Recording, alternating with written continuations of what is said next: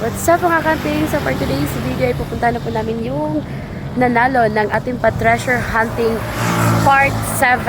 Ayan, so pupuntahan namin siya doon sa my park. Ayan, let's go!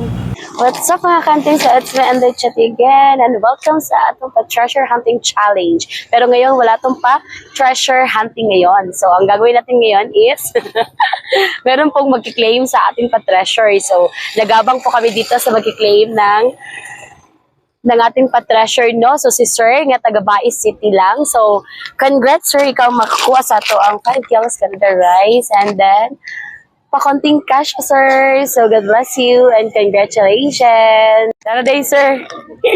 Salamat kayo. Congrats po di ay.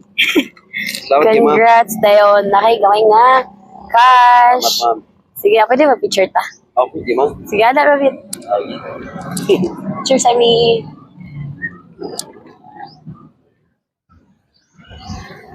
Okay na.